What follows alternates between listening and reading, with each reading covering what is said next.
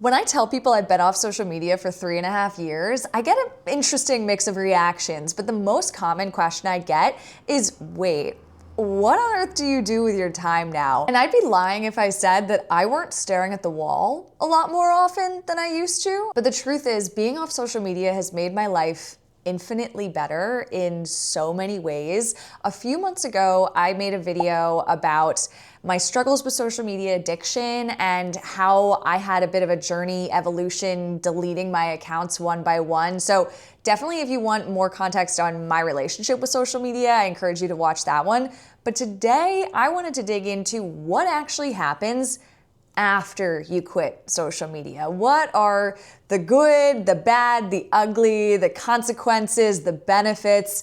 What happens when you stop spending all of your time on the social platforms? There's so much to unpack here, but first, my name's Kate Cassidy. On this channel, I talk about tech, media, culture, intentional living, and if you're into any of those topics, feel free to subscribe and follow along. So what actually happens after you quit social media? And I mean, after you've deleted your accounts, you've moved past the stage of deactivating and reactivating or deleting the app from your phone and then re-downloading it secretly a couple weeks later. Once you're past all of that and have actually deleted your accounts and all of a sudden have this time back on your hands, what happens? I think the first one and the biggest impact that I noticed in my own life is your relationships will begin to change a lot in a lot of different ways. Something I noticed pretty quickly after deleting my accounts that I had been on for like a decade of my life was that there are friends in your life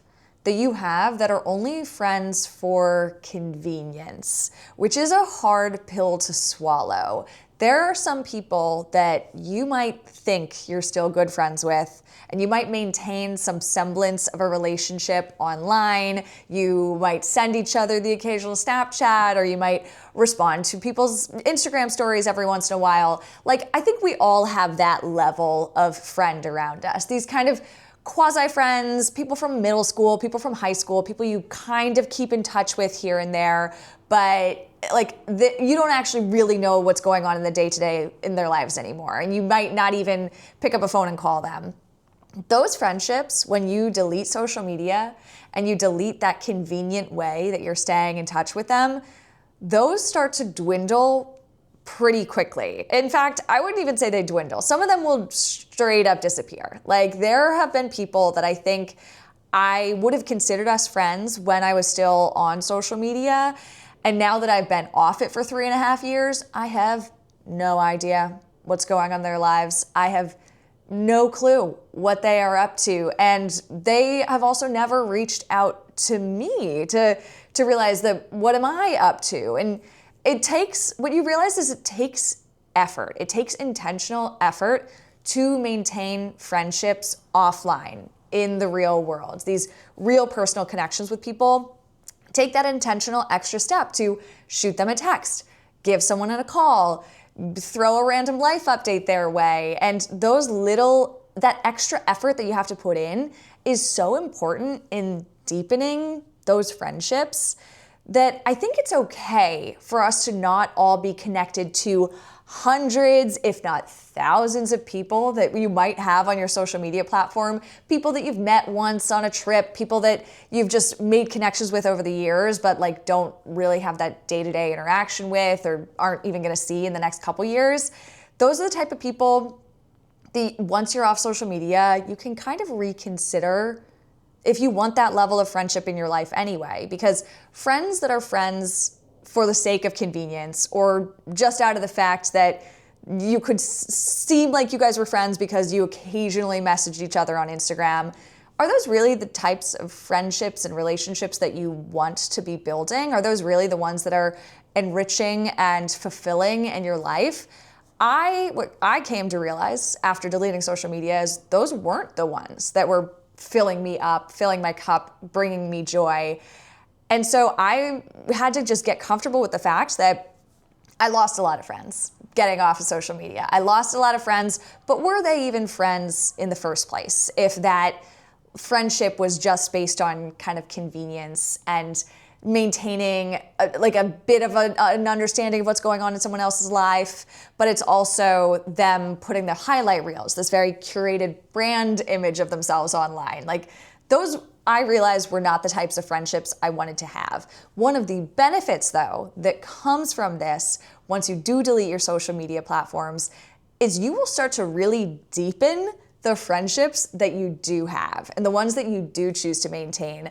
If someone, for example, I had a friend get engaged in the last couple months, and she reached out personally to text me, and she told me like, hey, I've got this like life update, really excited about it, sent me some pictures, and I was so excited for her.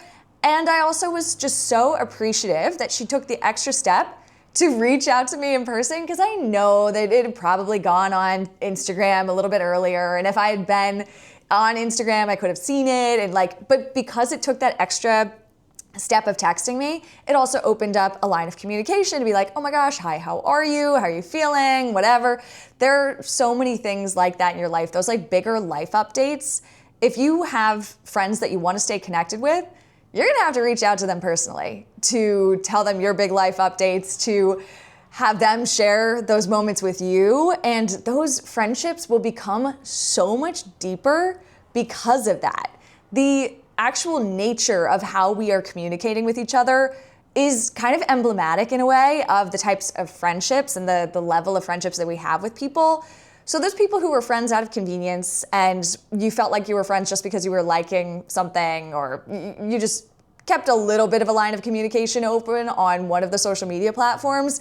When you remove that, like those communication methods are just inherently less personal and less deep, because it takes so much more effort to pick up the phone and call someone, to shoot someone a text, email. I don't know. I've written a couple letters in the past couple years, you guys, like postcards. Like that is a whole, that's like an even deeper level of communication you can do. But I feel like those just make these relationships so much more special and so much more deep. And so while you will lose some friends, the friends that you do have, the older friends that you choose to stay in touch with, choose to reconnect with, those friends are going to be so much deeper. So I am the type of person, and maybe you're this way too, I would much rather have a handful of really deep friends that I feel like I can count on, that I know are gonna be there for me,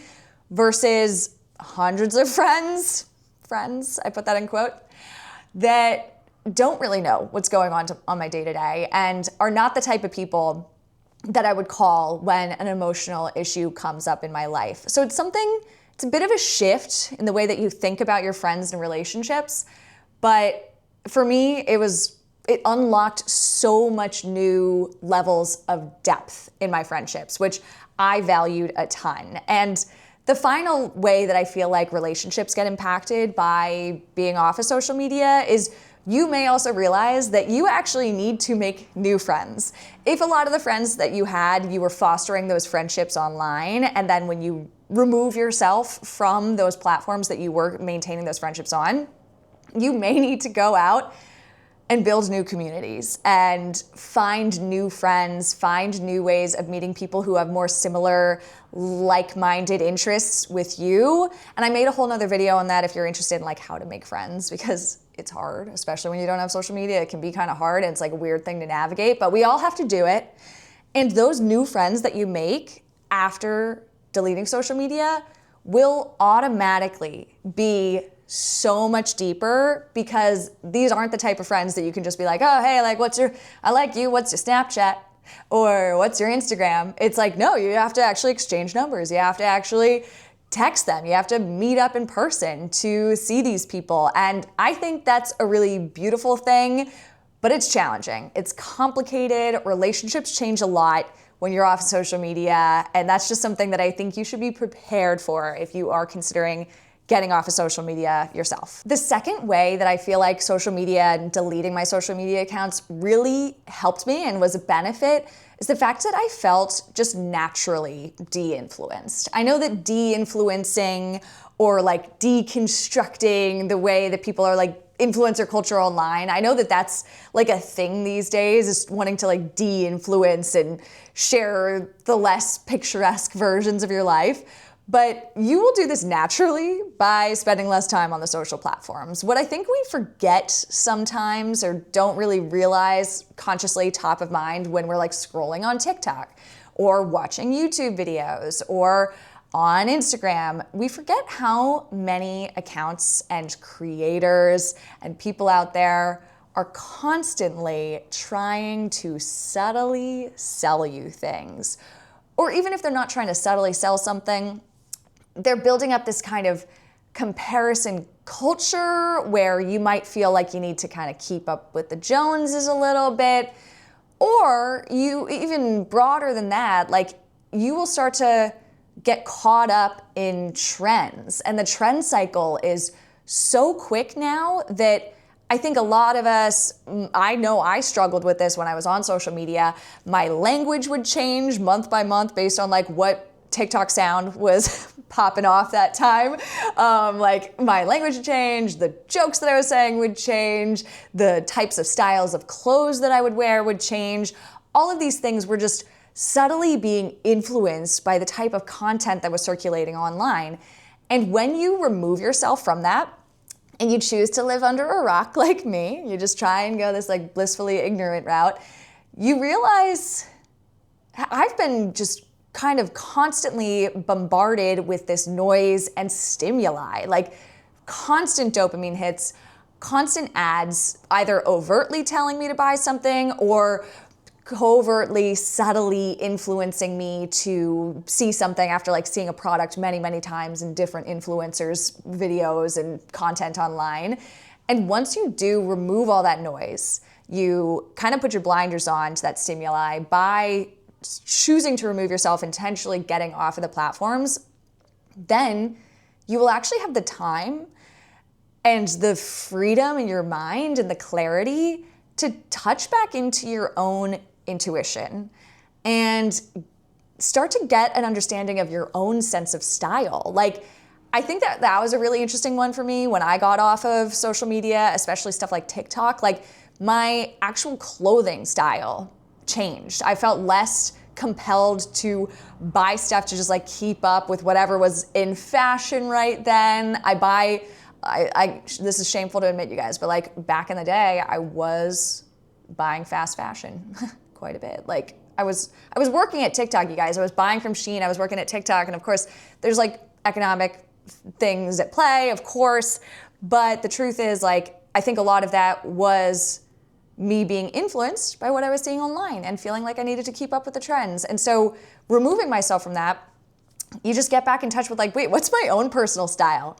What's my own brand when I'm not trying to curate it for other people? And I think it's a really freeing thing at the end of the day. It's challenging to kind of come back into that sense of self to create your stronger sense of identity when you have been influenced for so long and just like bombarded by noise. Like, I don't know how else to describe it but noise. You just have this constant stimuli, this content. It's just endless. It's an endless scroll of stuff that's telling you to look a certain way, telling you to go on certain vacations, like you don't even realize the lengths and what areas of your life are being influenced until you remove yourself from all of that. And you're like, wait a second, like what even are my hobbies anyway? Like, I don't even know what I like to do anymore. That was my experience. Like, getting off of social media was a bit of a rebirth in realizing I needed to start to figure out what I liked and what I wanted in life. And being naturally de-influenced, I think, is one of the best outcomes of getting off of social media. Just getting back in touch with yourself, your intuition, your own style. It's also a challenge, but it's like a fun challenge. You're no longer just bombarded all day long, and you can get a little bit more clarity as to like what of my preferences, what of what I buy, what of what I do is just being influenced by other people and I'm feeling like compelled to do these things, and what is just truly coming up from inside. Like, what do I really want to do with my day, with my life. And I think that was like kind of a really beautiful thing for me to realize that I don't think too many people talk about, but you will be naturally de-influenced in the best way possible. That does lead me into the next point, which is once you do get off of social media, you're gonna have so much more time on your hands. So in addition to being like de-influenced and having to figure out what you actually like to do, you're now gonna have all this time and you're gonna have to figure out how you wanna fill it. At least for me. Like I was one of those people who was spending hours of my day on social media platforms. It's crazy for me looking back on it to admit that. But it's an endless scroll. Like you don't realize the algorithms are so good. And if you have issues with like genuine social media addiction issues or like maybe addiction's too harsh, but feeling like very just constantly online. I was one of those people. I would wake up in the morning, I'd turn to my phone and I'd be on it. And then throughout the day, I work in tech, I'm on my computer, so I'm like kind of always online. And then you get off work and you're like, oh, work was kind of like crazy today. Let me relax by watching more online videos. And I just was like 24/7, or at least like my waking hours was on social media. So when you have all that time back, you got to start to figure out what to do with it. And for me, that was like a really fun exploration process of trying out new hobbies. Like, what do I like to do? Am I a yoga person? Do I like to be outside? Do I like running? Do I like knitting, pottery, whatever it may be? That exploration of new hobbies and that period of time after deleting social media, once you kind of get over the withdrawal period and now realize I need to put my energy into other things, is just so much fun to realize like what are my hobbies gonna be? What will I do with this time? It's like this beautiful freedom that comes from having time back and realizing that you have agency over how you spend your days. Before me quitting social media, I was so addicted that I didn't feel like I had agency. Like every single day just was automatically filled up. I never intentionally chose to go out and like do something. It was always just kind of like I was already gonna be swiping or scrolling or whatever it may be. I was just plugged in constantly. And so being off, you now have, you can create again. Like it's an opportunity. Being off of social media is an opportunity for you to discover new talents, to create, to find hobbies that really fill you up. Maybe like find hobbies that introduce you to new friends and community. It's just like one of the most fun things to come out of it for me has been realizing I like to make videos again. I got super into yoga and meditation for a while. I love running. I wasn't very active when I was addicted to social media, and now I just love spending my days outside. Like those are just some of the worlds that open up to you when you do delete social media and have all that time back. You can like tap into new hobbies and it's so much fun. I also joked about this a little bit at the beginning, but I genuinely do stare at the wall quite a bit. And I know that is kind of a funny thing to admit, but I actually don't think it's bad. I think learning to be comfortable with silence and stillness and being able to sit still and get comfortable with yourself and allow yourself to be bored, this will unlock so much for your mental health and just like coming back into your body and like your own intuition again. Because when we're scrolling social media, it's like we're almost outsourcing our brain and our entertainment and just constantly being stimulated by these dopamine hits. When you don't have that source of like dopamine anymore and you tune out all the noise, if you sit down and you stare at a wall for a while and you start to just listen to what comes up from inside and see where your mind wanders, see where it goes, follow those different paths that it takes, so much is like, that's like a weird one. That's like kind of, maybe that's a little bit of a quirky tip, you guys. When you get off social media, try staring at a wall and see what happens. Anyways, I should probably move on from that one. This next one goes a little bit without saying, but your attention span will start to improve so quickly. It's kind of shocking. When our brains are being overstimulated, especially by short form content all day long, like our attention spans as a society have gotten so shot because of that. I was having trouble sitting down and watching a movie without also being on my phone. Like, I didn't want to go to the bathroom without my phone, you guys. Like, that's so embarrassing. I can't believe I admitted that one. Let's like pretend I didn't say that. But like they're just crazy examples that I was really experiencing that. And like maybe you have experienced that level of like short attention span, needing to feel constantly stimulated, needing to constantly be connected and plugged in at all points in time. When you delete your accounts and you get off social media, your attention span will start to like improve dramatically so quickly. And you'll start to realize like, oh, I can actually sit down and watch or listen to long form content again. Maybe I can even try and read a book. Like that is such a shift in mindset and like focus to sit down and read a physical book, like not even looking at a digital screen, like a physical book. That stuff is boring. It's boring, you guys. It's boring to sit down and like look at a book, like from an objective perspective, looking at a piece of paper with words on it, kind of a boring activity. But then if you can actually get past that initial, like, what am I doing, and get into the story of it and allow your focus to go there fully and not be distracted by the constant stimuli and bombardment on a day-to-day basis, it just like, it's so gratifying. It's so rewarding to be able to sit down and realize that you have enough attention span to make it through a couple pages, even like starting with a couple pages here and there. It's amazing to see where it goes from there.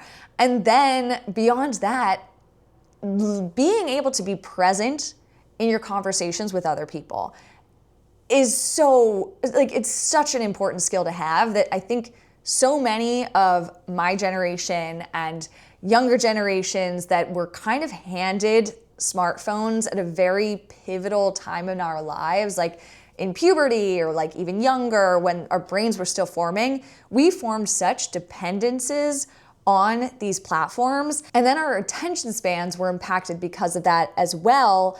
And like some of us have had trouble sitting down and just like being in conversation. Either your phone is like face up on the table so you can see if you can get notifications. Now there's like smartwatches, and so you might be getting pinged while you're in conversation with other people. It's gotten so hard, I think, for a lot of us to sit and be present and just like listen to someone else and just have a back and forth, have a little tete-a-tete, as the French may say. And that's like a shame. It's a shame. But when you get off of social media and you start to just increase your attention span and get used to that skill again, then you're going to be able to like be present in those conversations again. And tying it back to those friends, those new friends that you made earlier, or those friendships that you are reconnecting with and deepening with in real life, it's one of those things that like, I think by giving a little bit more attention and being present with someone else, if you can do that to someone and like, it might make their day, and then they might go and be more present to the next person. It's kind of like a paying it forward effect. Like, I think that if you can be present and have a great conversation and make eye contact with someone and form a real connection and like get a little bit more personal, then they might be inclined to do that to the next person down and spend a little bit less time feeling distracted by their social media and giving their attention fully to be present with someone else. I think that that's just like one of the most amazing things that we can do as human beings, as social creatures, is to be present with one another. And it's unfortunate that these technologies and social platforms have made it so hard to do.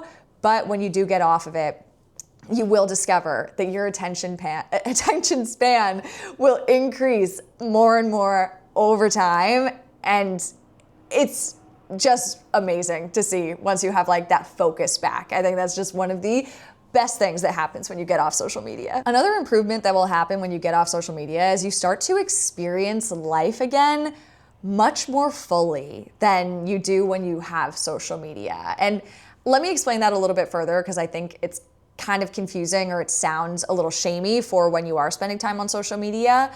But when you aren't on social media, or when I was on social media, I felt like instead of living my life, I was curating an image of how I was living my life. I was archiving my life. I was documenting what I was doing, and I was kind of just living my life to put on show to other people. I don't know if that resonates with anyone else, but I would see moments in my life as content opportunities. I was like, ooh, this will be great for Instagram, or like, ooh, I can make a TikTok about this.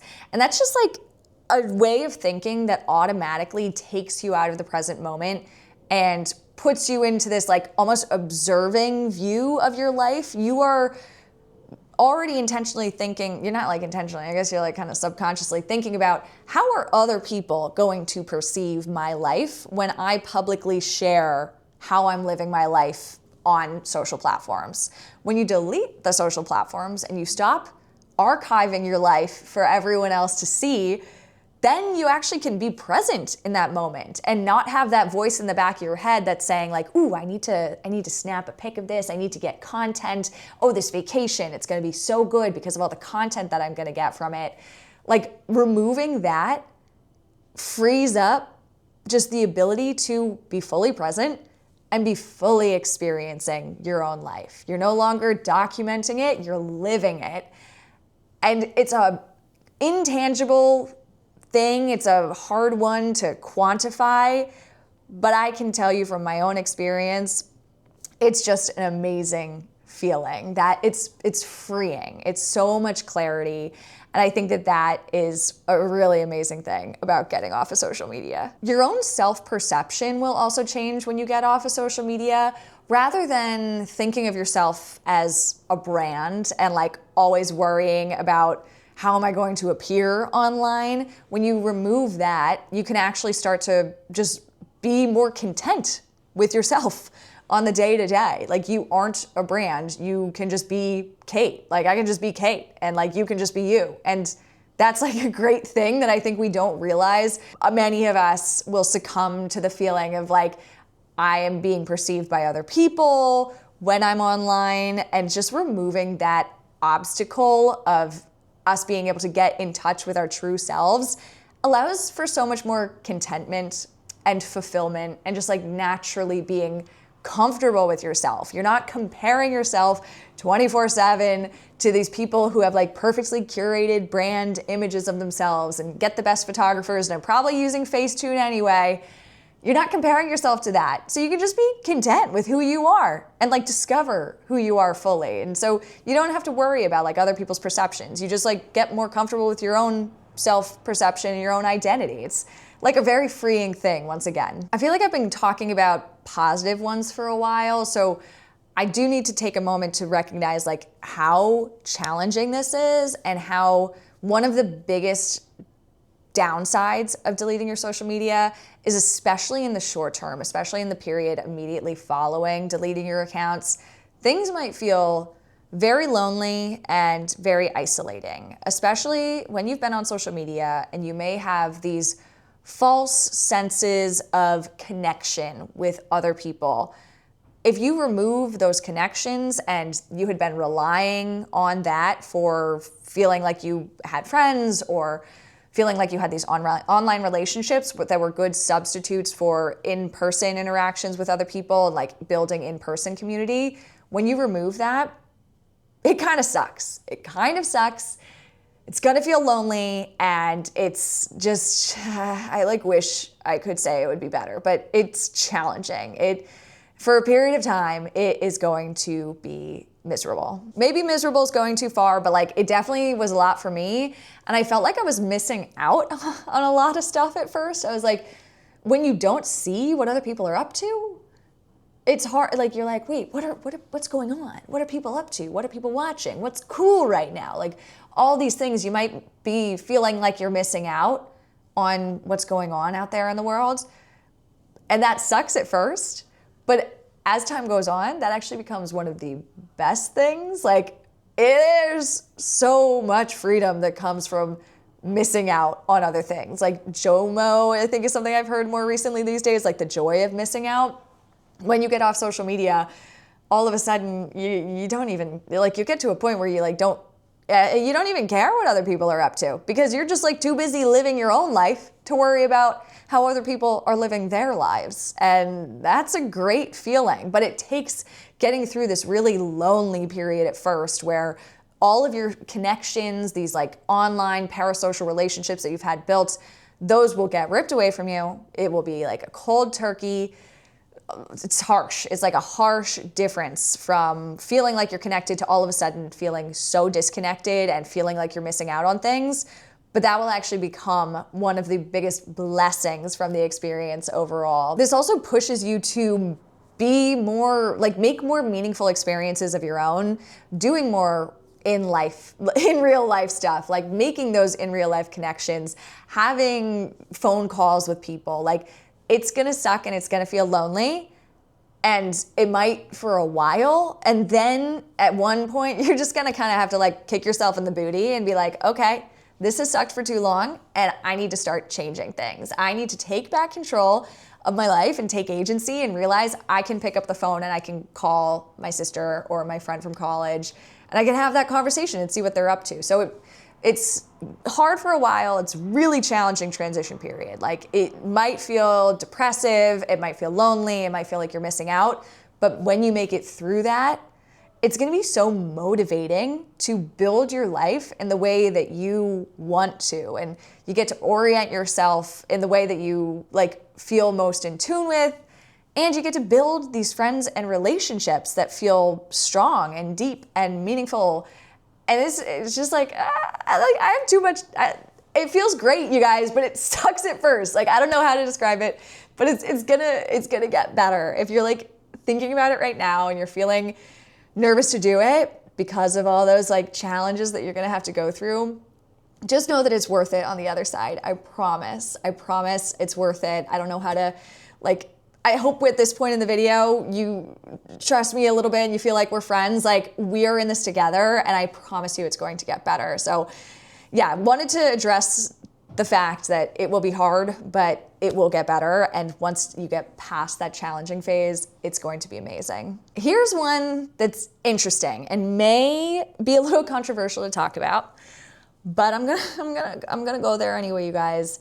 Your news consumption may change when you get off of social media. If you have been in the know and you have been up to speed on every social issue and you know what's going on the news on the day-to-day basis, you know the headlines, you know what's up, that may have been tweaking you to feel more negative about yourself, about the world. I mean, we call this phenomenon